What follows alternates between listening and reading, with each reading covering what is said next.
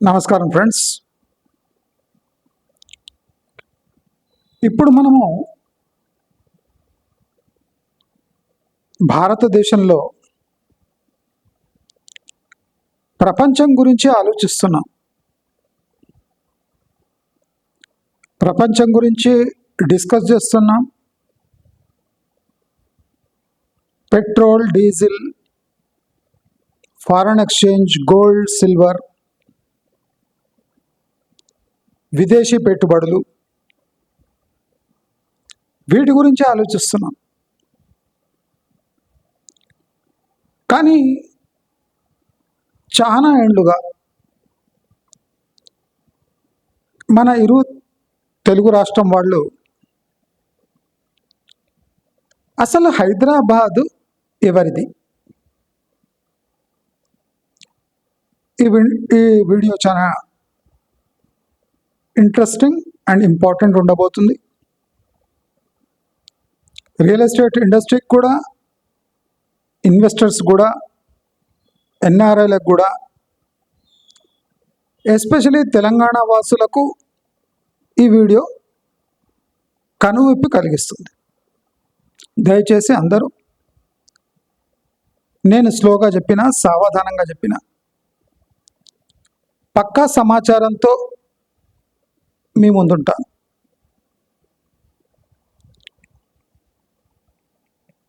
Last 11 ఏళ్ల హైదరాబాద్ ప్రస్థానం అంటే ఆంధ్ర నుంచి విడిపోయి హైదరాబాద్ ఒక మెట్రోపాలిటన్ నగరంగా విస్తరించి సౌత్ ఏషియాలోనే ఫాస్టెస్ట్ గ్రోయింగ్ నగరంగా పేరు తెచ్చుకొని గత 11 ఏళ్లుగా హైదరాబాదులో జరిగిన పరిణామాలు రియల్ ఎస్టేట్ వాళ్ళు కూడా గమనించటం లేదు. నేను చాలా ఇంపార్టెంట్ మాట ఇవాళ మీ వీడియో ద్వారా చెప్పదలుచుకున్నా. సావధానంగా వినండి.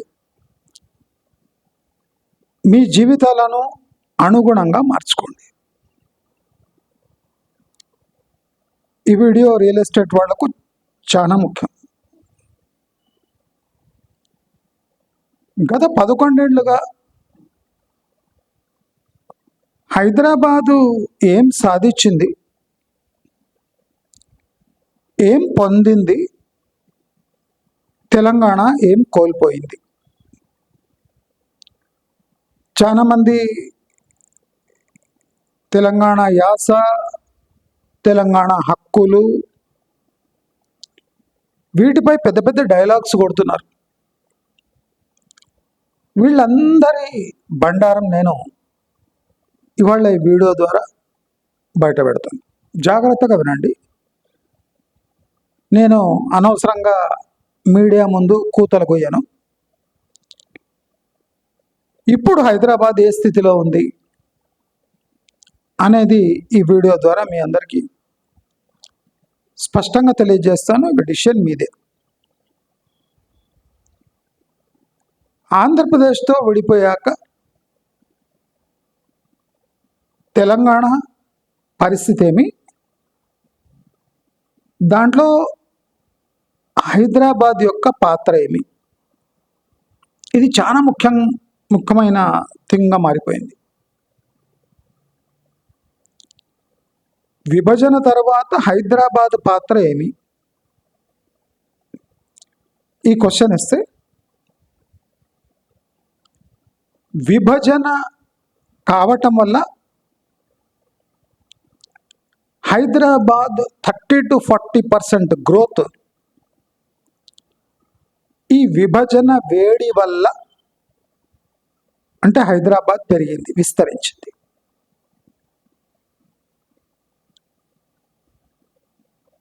హైదరాబాద్ చాలా మందిని భయపెట్టింది. నా మాటలు సావధానంగా వినండి. తెలంగాణ భవిష్యత్తుకు ఈ నా జ్యోతిష్యం ఒక కొత్త ఊపిరి పోస్తుంది. హైదరాబాద్ చాలా మందిని భయపెట్టి బ్లాక్మెయిల్ చేసి, అంటే ఒక సిటీ తన అభివృద్ధికి తానే బీజం పోసుకుంది. అంటే సిటీకి ఒక గుండెకాయ, ప్రాణము, ఒక బ్రెయిన్ డెవలప్ అయింది. ఆశ్చర్యపోతారు కదా, ఒక సిటీకి గుండెకాయ, బ్రెయిన్ ఇవన్నీ ఎట్లా డెవలప్ అవుతాయి? అదేం ప్రాణం ఉన్న వస్తువు కాదు కదా. అయితే బ్యూటీ ఏమంటే, కొంతమంది పాలిటీషియన్స్ చేసిన మిస్టేక్,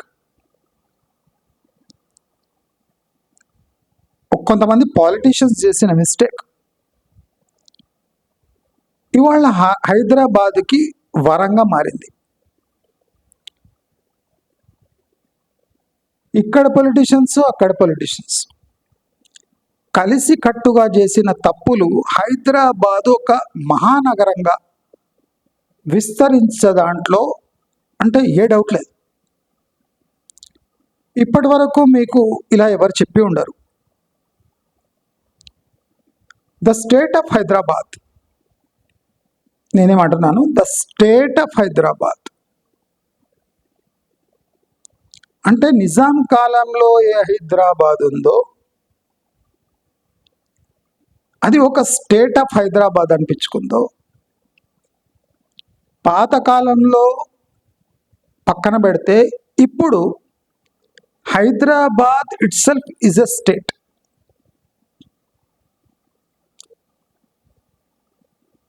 హైదరాబాద్ దాని ఘన చరిత్ర అంటే బయట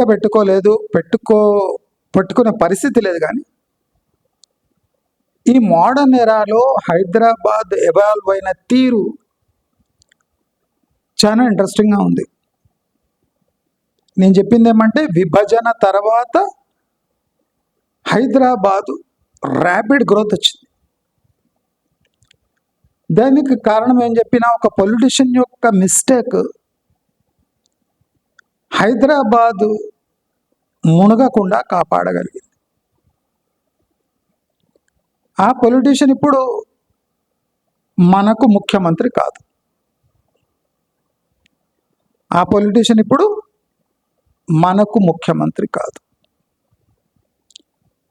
ఒక సిటీని డెవలప్ చేసి తన లైఫ్లోనే అతిపెద్ద మిస్టేక్ చేసి, ఆ మిస్టేక్ ద్వారా ఆ సిటీ గ్రో అవుతుంటే, ఆ గ్రో అవుతున్న సిటీని తాను అనుభవించలేక ఆ పుండు మీద కారం చల్లినట్టు పక్కకొక స్టేటు తయారై దానికి రాజధాని లేకుండా ఒక ముకుటం లేని మహారాజులాగా ఆ వ్యక్తి ఇప్పుడు కన్ఫ్యూజన్లో ఉన్నాడు. అంటే సిటీని గ్లోబల్ మ్యాప్లో పెట్టడం కూడా ఒక తప్పిదమే. అంటే లోకల్ సెంటిమెంట్స్ తెలుసుకోకుండా ఒక సిటీని పర్మనెంట్ అనుకుని డెవలప్ చేసుకోవడం it's a grave mistake.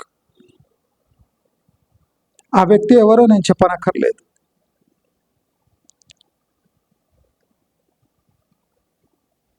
Hyderabad ఆంధ్రప్రదేశ్కి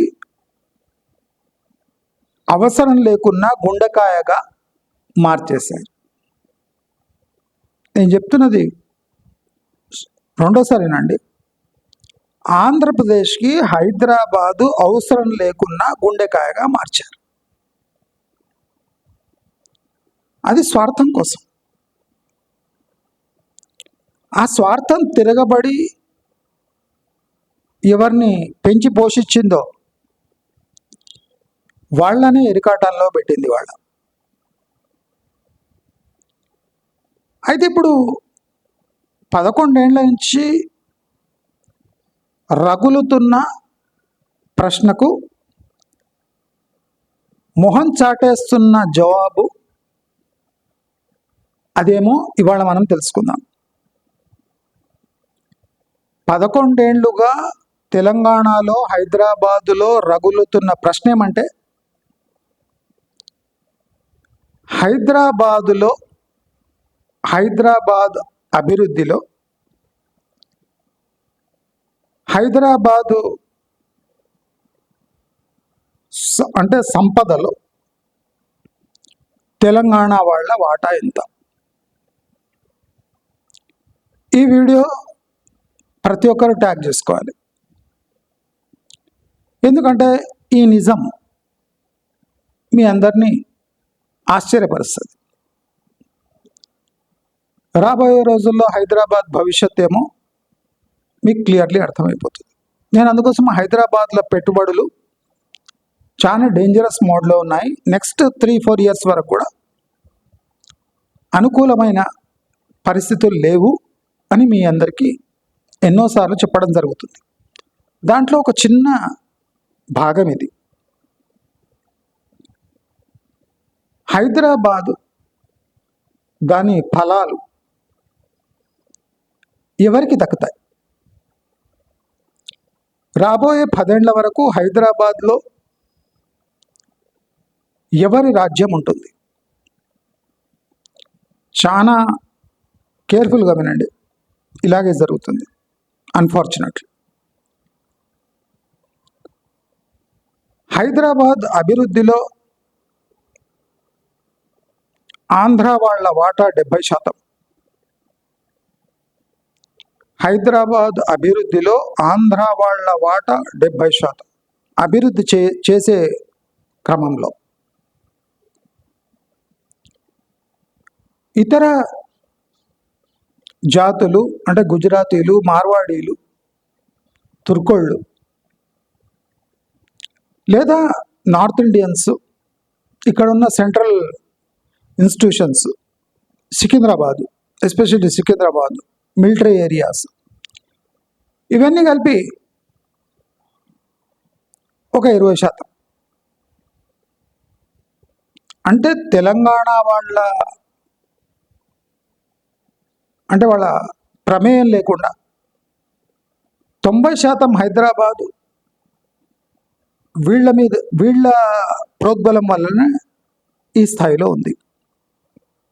మీరు నమ్మినా నమ్మకపోయినా 70% ఆంధ్ర వాళ్ళు, 20% నార్త్ ఇండియన్స్, జైన్స్, మార్వాడీలు, గుజరాతీలు, నార్త్ ఇండియన్స్ 90% అయిపోయింది. 10% మాత్రం తెలంగాణ వాళ్ళు తమ వాటా అనుభవిస్తున్నారు.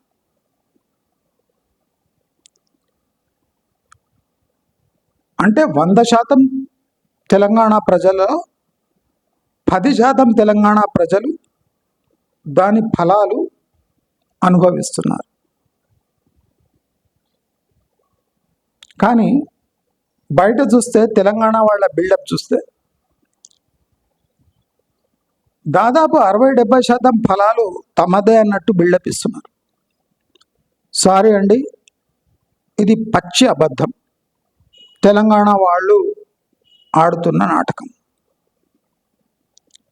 హైదరాబాదు ఫలాలు డెవలప్మెంట్లో 70% ఆంధ్ర మంది. కానీ 50% పై చిలుకు ఫలాలు ఆంధ్ర వాళ్ళే అనుభవిస్తున్నారు. రాబోయే రోజుల్లో హైదరాబాదులో 70% ఫలాలు ఆంధ్ర వాళ్ళు అనుభవిస్తారు. ఇది సత్యం. ప్రస్తుతానికి 50% అనుభవిస్తున్నారు. ఎందుకంటే గవర్నమెంట్ జాబ్స్ అవన్నీ వెల్త్లో ఒక పార్ట్ అయిపోయి తెలంగాణ వాళ్ళు జాబ్స్ పరంగా కొంత రిజర్వేషన్ పొంది అనుభవిస్తున్నారు కనుక ఆంధ్ర వాళ్ళ వాటా 50% ఉంది. కానీ విభజన ఫలాలు 10% తెలంగాణ వాళ్లకు దక్కే. విభజన ఫలాలు. మరి మిగతా ఫలాలు, రాష్ట్రం అభివృద్ధి, హైదరాబాద్ అభివృద్ధి,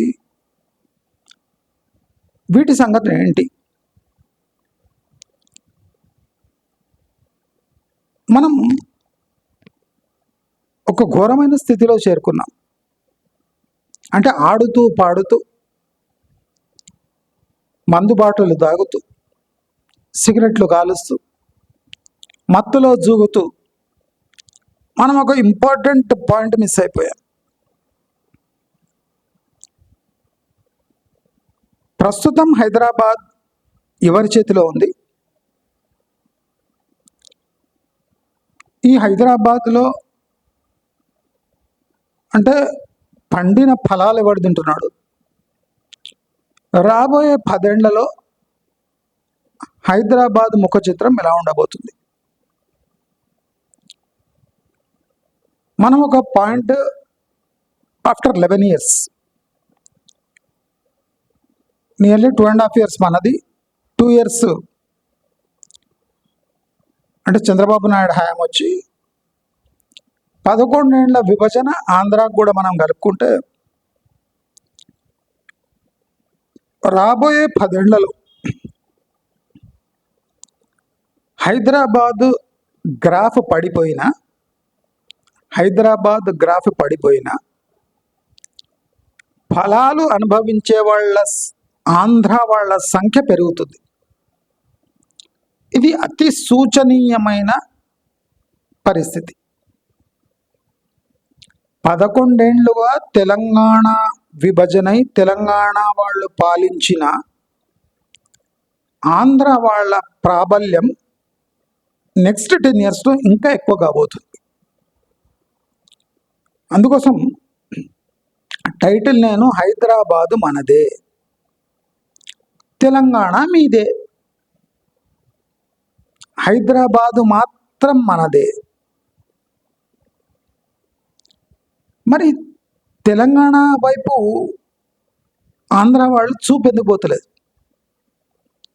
ఇది ఒక మోస్ట్ ఇంపార్టెంట్ పాయింట్. పొలిటీషియన్స్ తెలంగాణలో, అంటే తెలంగాణ లీడర్స్ ఎవరున్నారు, అది చాలా జాగ్రత్తగా గమనించండి. తెలంగాణలో ఇంకా నీటి ఎద్దడి ఉంది.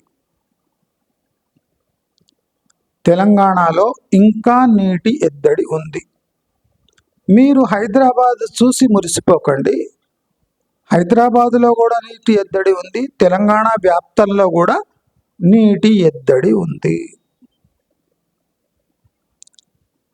నీటి ఎద్దడి లేకపోతే తెలంగాణకు కూడా హైదరాబాద్ గతే పడుతుండే. నీటి ఎద్దడి కారణంగా తెలంగాణగానే ఉండిపోయింది. హైదరాబాదు ఒక పతాక స్థాయికి వెళ్ళిపోయింది. అయితే ఈ హైదరాబాదు పెరిగేటప్పుడు ఆంధ్ర వాళ్ళు ఫలాలు ఎలా అనుభవించారో, మరి పడేటప్పుడు ఎవరు అనుభవిస్తున్నారు? ఇదొక ఇంట్రెస్టింగ్ ప్రశ్న. పెరిగే హైదరాబాదులో ఆంధ్ర వాళ్ళు ఫలాలు అనుభవించారు కదా, ఎందుకంటే 70% హైదరాబాద్ అభివృద్ధిలో వాళ్ళ పాత్ర ఉంది కదా. మరి హైదరాబాద్ పడుతుంటే ఇక్కడ తెలంగాణ వాళ్ళు చాలా లక్కీ. హైదరాబాద్ పడుతుంటే తెలంగాణ వాళ్లకు 1% నష్టం కూడా లేదు. 1% నష్టం కూడా లేదు. ఉంటే 1% ఉండొచ్చు. అది కొసమెరుపు. ఎవరు ఆంధ్ర అంటే హైదరాబాద్ని డెవలప్ చేసే దాంట్లో వాళ్ళ పాత్ర లేదో, పడేటప్పుడు కూడా వాళ్లకు ఏ డేంజరు లేదు. మేము చేసిన రీసెర్చ్ ఏం చెప్తుందంటే, హైదరాబాద్కి పరిమితం చేస్తే తెలంగాణ వాళ్లకు అంటే భౌగోళిక పరంగా తెలంగాణ వాళ్లకు భౌగోళిక పరంగా ఆర్థిక అవన్నీ కాదు, భౌగోళిక పరంగా దాదాపు 40 నుంచి 50% నష్టం వస్తుంది. భౌగోళిక పరంగా గమనించండి నేనేం చెప్తున్నా. హైదరాబాద్ చుట్టుముట్టు హైదరాబాదు తెలంగాణలో తెలంగాణ వాళ్లకు ఒక 30 to 40 to 50% మధ్యలో డ్యామేజెస్ జరుగుతాయి. కానీ హైదరాబాదు భౌగోళికంగా ఆంధ్ర పర్స్పెక్టివ్తో చూస్తే ఆంధ్ర వాళ్లకు దాదాపు 70% అబౌవ్ డ్యామేజ్ జరిగే అన్ని ఆస్కారాలు ఉన్నాయి. భౌగోళికంగా తెలంగాణకు 30 నుంచి 40% డ్యామేజ్ జరిగితే భౌగోళికంగా హైదరాబాదులో వచ్చిన మార్పులకు తెలంగాణ వాళ్లకు ఆంధ్ర వాళ్లకు మినిమం 70% డ్యామేజ్ జరుగుతుంది. ఎవరు ఏ చేతులతో ఎలా అభివృద్ధి చేశారో ఆ అభివృద్ధి తిరగబడ్డప్పుడు డ్యామేజ్ కూడా ఆంధ్ర వాళ్ళకే ఎక్కువ జరిగే అవకాశం ఉంది. అయితే ఈ పడుతున్న హైదరాబాదుని ఎవరు ఆపర్చునిటీగా తీసుకుంటారు, ఎవరు ఆదుకుంటారు? ఇదొక చిన్న సర్వే చేసినాం. పడుతున్న హైదరాబాదుని ఎవరు ఆదుకుంటారు? పడుతున్న హైదరాబాదుని ఒక ఆపర్చునిటీగా తీసుకొని ఎవరు ముందుకెళ్తారు అంటే దీంట్లో కూడా ఇంట్రెస్టింగ్ థింగ్ ఏమైందంటే హైదరాబాదు పడ్డా ఆంధ్ర వాళ్ళే ఆదుకుంటారు, ఆంధ్ర వాళ్ళే లాభపడతారు. అంటే పడుతున్న హైదరాబాదులో రియల్ ఎస్టేట్ కొనేది ఆంధ్ర వాళ్ళే, లాభపడేది ఆంధ్ర వాళ్ళే. మరి తెలంగాణ వాళ్ళు భూగోళికంగా 30 to 40 to 50% depends on Hyderabad నుంచి డిస్టెన్స్ చూసుకుంటే వాళ్ళు లాస్లో వెళ్తారు. అంటే వాళ్ళు భయపడి పక్కకు జరిగిపోతారు, కానీ హైదరాబాదులో పడుతున్న రియల్ ఎస్టేట్ని వాళ్ళు ఒక ఆపర్చునిటీగా మార్చుకోలేరు. దీనికి బలమైన కారణాలు ఉన్నాయి.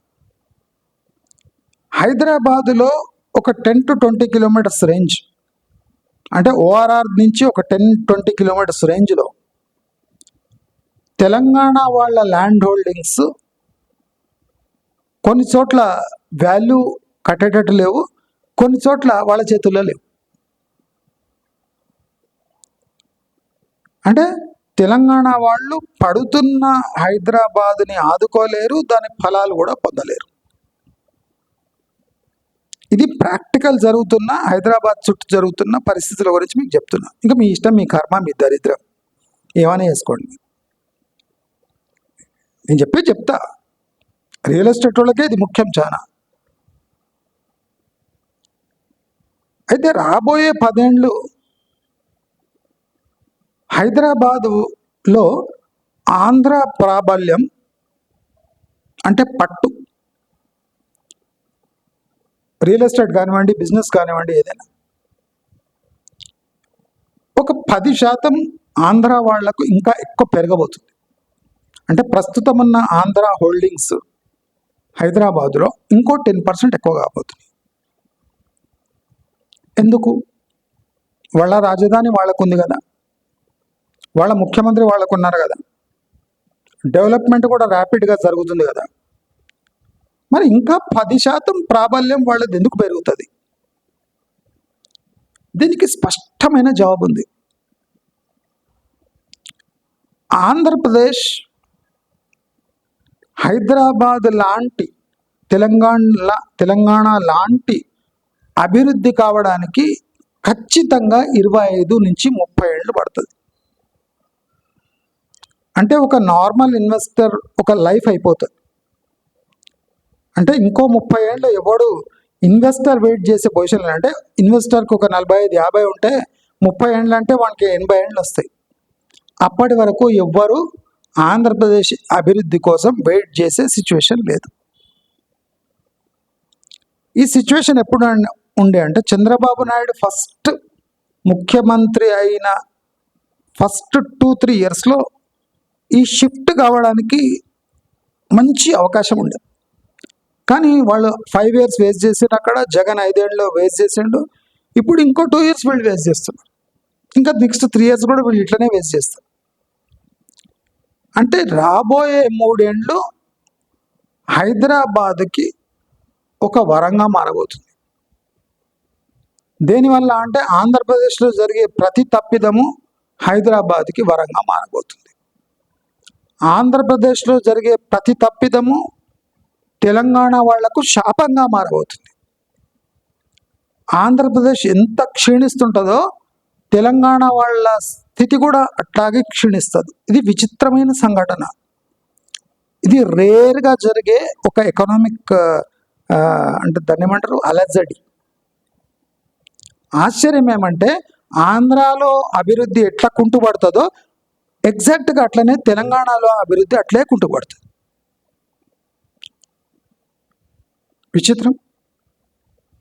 ఆంధ్రప్రదేశ్ డెవలప్మెంట్కి తెలంగాణ డెవలప్మెంట్కి ఏం సంబంధం? ఇక్కడ 2 రాష్ట్రాల మధ్య లాభపడుతుంది హైదరాబాద్ మాత్రమే. హైదరాబాద్ భౌగోళికంగా నేను చెప్పేది, ఆర్థికంగా సామాజికంగా కాదు. నేను నెక్స్ట్ ఇవన్నీ ట్యాకిల్ చేస్తాను. విచిత్రం ఏమంటే ఆంధ్రప్రదేశ్ డెవలప్మెంట్ ఎంత స్లో అవుతుందో తెలంగాణ కూడా కుంటుపడుతుంది. హైదరాబాద్ సంగతి వేరే. దీంట్లో ఒక బ్రాకెట్లో ఇది. అంటే హైదరాబాదు ఇక డెవలప్ అయితేనే ఉంటుందా? కాదు. ఇప్పటి నుంచి హైదరాబాద్ పతనం స్టార్ట్ అయింది. ఒక చోట పతనం స్టార్ట్ అయింది అంటారు, మరి హైదరాబాద్ ఒక యూనిక్ ప్లేస్ అంటారు. దీంట్లో ఆంధ్ర వాళ్ళ ప్రాబల్యం పెరుగుతుంది అంటారు. పడే హైదరాబాదులో ఆంధ్ర వాళ్ళు ప్రాబల్యం ఎందుకు పెంచుకుంటారు? నేను చెప్పిన సింపుల్ థియరీ, ఆంధ్రప్రదేశ్ ఇంకో 25-30 ఇయర్స్ కాక వాళ్ళు డెవలప్ గారు. ఖచ్చితం.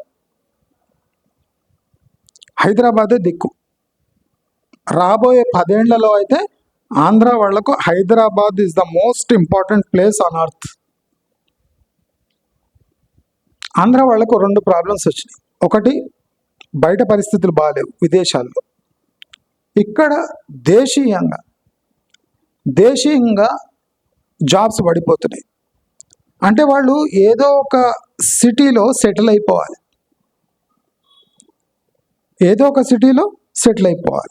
వాళ్ళు సెటిల్ అంటే ఇమ్మీడియట్గా నెక్స్ట్ 2-3 ఇయర్స్ 5 ఇయర్స్లో సెటిల్ కాగలిగిన సిటీ హైదరాబాదే, నాట్ అమరావతి.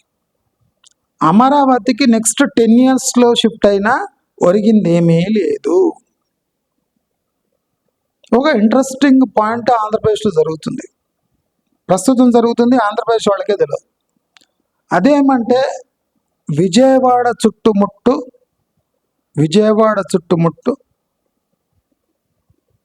అంటే రియల్ ఎస్టేట్ చాలా మందగొడిగా ఉంది. దానికి కారణం అమరావతి. దానికి కారణం కన్ఫ్యూజన్, పొలిటికల్ కన్ఫ్యూజన్ అండ్ ఆ స్టేట్ యొక్క పరిస్థితి. మన హైదరాబాద్ సెకండ్ ఫేజ్ మెట్రో ఎట్లా రిజెక్ట్ అవుతుందో డిపిఆర్ పరంగా, ఆంధ్రప్రదేశ్లో ప్రాజెక్ట్స్ డిపిఆర్ పరంగా రిజెక్ట్ కాకపోయినా ఆ ప్రాజెక్ట్స్ మాత్రం అన్ని లాస్లో ఉంటాయి, including international airports, highways, internal ring roads, state sponsored roads, state sponsored infrastructure మొత్తం లాస్లో వెళ్ళిపోతుంది. కట్టినవి కట్టినట్టే ఉంటాయి, దానివల్ల పైసా లాభం లేదు. ఎందుకు లేదు? చాలా మంది అడగచ్చు, ఏమండి ఇన్ని రోడ్లు ఇన్ని ఎందుకు కడుతున్నారు? అది వాళ్ళని అడగాలి. పాపులేషన్ లేకుండా అడ్వాన్స్లో ఇన్ఫ్రాస్ట్రక్చర్ కట్టడం ప్రమాదం అని నేను ఎన్నో వీడియోలో చెప్పాను. నెక్స్ట్ 10-15 ఇయర్స్ దీని పర్యవసానాలు ఆంధ్రప్రదేశ్ అనుభవిస్తూనే ఉంటుంది. అయితే హైదరాబాద్ పరిస్థితి ఏమి? మోస్ట్ ఇంట్రెస్టింగ్ థింగ్ కదా ఇది. మనకు అందరికి కావాల్సింది ఇదే కదా. హైదరాబాద్లో కని విని ఎరగని అంటే పరిస్థితులు రాబోతున్నాయి. రాబోయే 3 ఇయర్స్లో హైదరాబాదులో ఎంప్లాయ్మెంట్ ఇచ్చే కెపాసిటీ అట్లీస్ట్ 30% తగ్గిపోతుంది. హైదరాబాదులో ఎంప్లాయ్మెంట్ ఇచ్చే కెపాసిటీ 30% తగ్గిపోతుంది. 30% తగ్గిపోతుంది అంటే ఇప్పుడున్న జనాభా 50%పై దాని ప్రభావం పడుతుంది. ఇప్పుడున్న హైదరాబాద్ పాపులేషన్ 50% జనాభాపై రాబోయే 3 ఏళ్లలో ప్రెషర్ పడబోతుంది. ప్రెషర్ వల్ల ఏం జరుగుతుంది? ఇది చాలా ఇంపార్టెంట్. మీరు జస్ట్ వినండి, మీకు ఆశ్చర్యం కలుగుతుంది. 50% జనాభా వచ్చే 3 ఏళ్లలో ఎఫెక్ట్ అయిపోతుంది. దీనివల్ల ఏం జరుగుతుంది? అంటే హైదరాబాద్ నుంచి ఇష్టం లేకున్నా తెలంగాణ జనాలు తమ ఊళ్ళకు పోవాల్సి వస్తుంది. హైదరాబాదులో ఉండాలని ఇష్టమున్నా పరిస్థితులు బాగలేక తెలంగాణ వాళ్ళు తమ ఊళ్ళకు పోవాల్సి వస్తుంది. దాంట్లో చాలామంది తమ భూములను అమ్ముకునే పరిస్థితి వస్తుంది. చాలామందికి తమ భూములు అమ్ముకునే దుర్గతి వస్తుంది తెలంగాణ వాళ్ళకు. అయితే కూడా ఇంట్రెస్టింగ్ థింగ్ ఇక్కడ జరుగుతుంది. ఎంత తెలంగాణ వాళ్ళు హైదరాబాద్ నుంచి విత్డ్రా అవుతారో అంతే స్పీడ్తోని ఆంధ్ర వాళ్ళు 2 బలంతో హైదరాబాదులో స్థిరపడతారు.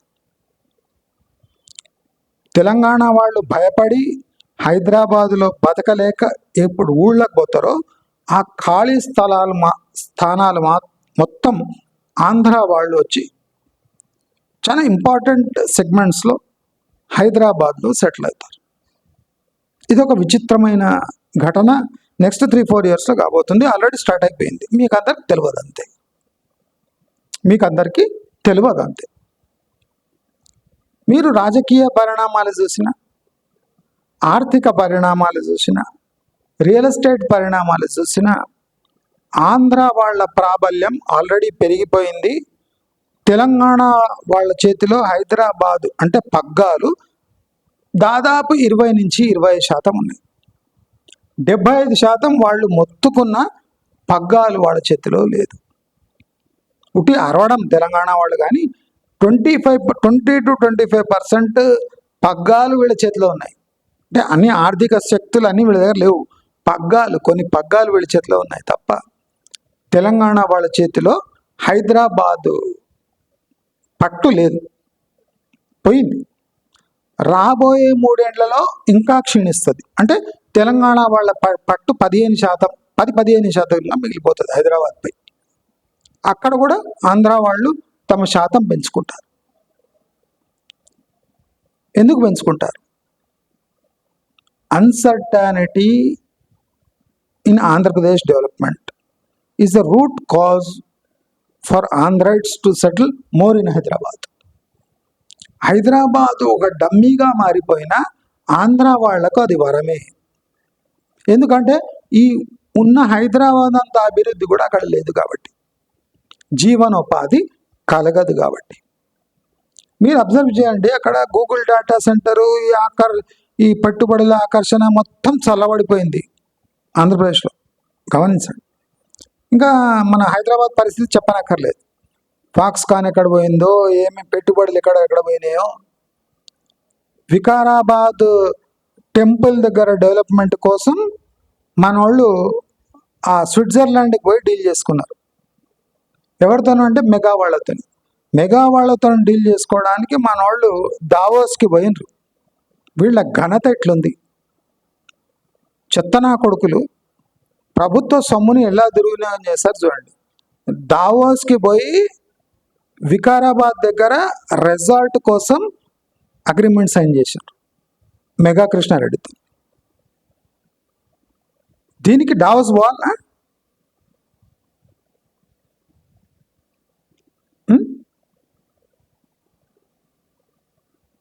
వికారాబాద్ డెవలప్మెంట్, అక్కడ రెసార్ట్ కట్టడానికి 80 ఎకరాల్లో ప్రభుత్వ భూమి 99 ఏండ్ల లీజ్ తీసుకొని దాన్ని అభివృద్ధి చేయడానికి డావోస్లో సంతకం చేసిండ్రు. పెట్టుబడుల కోసం దావోస్ పోతున్నాడు. మెగా కృష్ణారెడ్డి ఇక్కడనే కూర్చొని ఉంటాడు హైదరాబాద్లో. రారాబాయి సైన్ చేసి 80 ఎకరాలు తీసుకొని రెసార్ట్ డెవలప్ చేతూ కానీ అంటే అయిపోతుంది కదా. దీనికి డావోస్ పోయి అగ్రిమెంట్ చేసుకున్నారట 80 ఎకరాలు డెవలప్ చేయడానికి.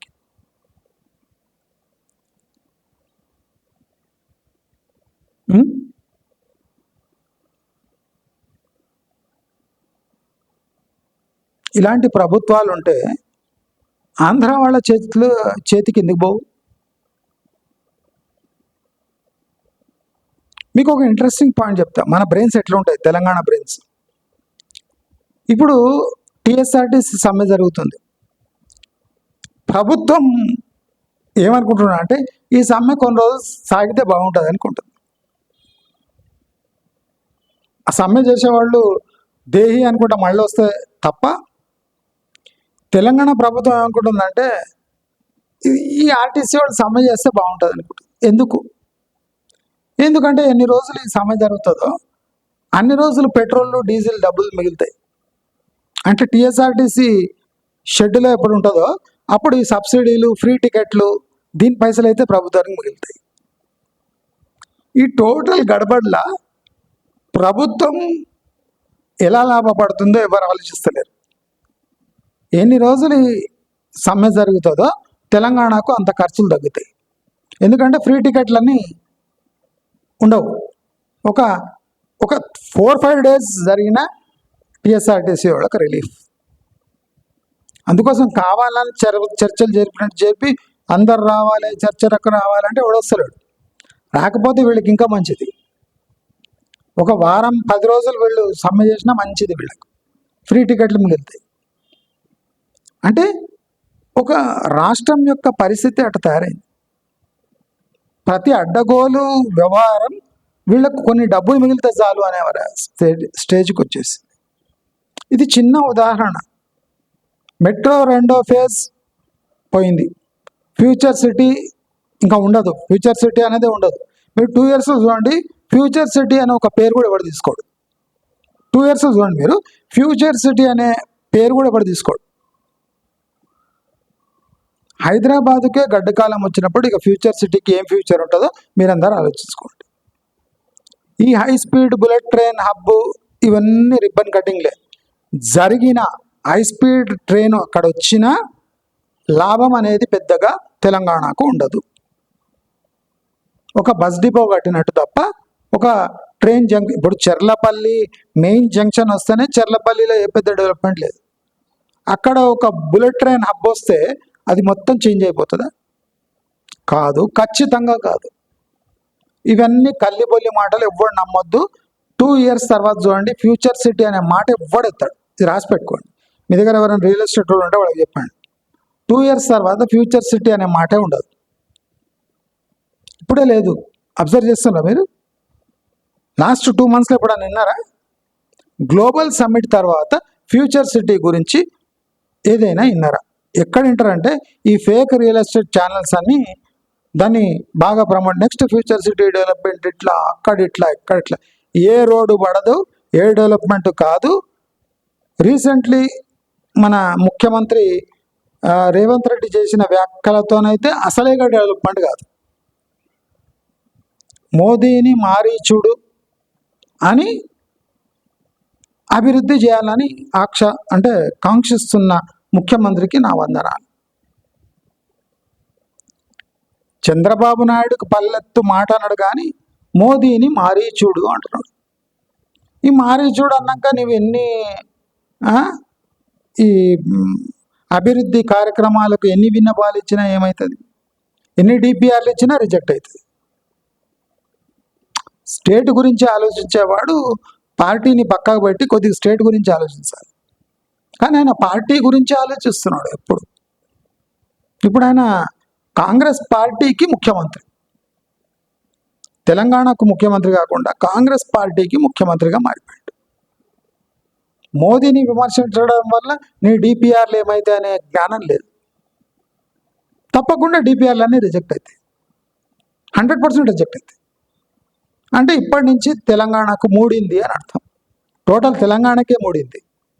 హైదరాబాద్ పని అయితే అయిపోయింది. దాదాపు 40%, 35 నుంచి 40% తెలంగాణ వాళ్ళు తమ ఊళ్ళకు వెళ్ళిపోయే పరిస్థితులు వస్తాయి 3-4 ఇయర్స్లో. అక్కడ ఇంకా దయనీయంగా ఉంటుంది పరిస్థితి.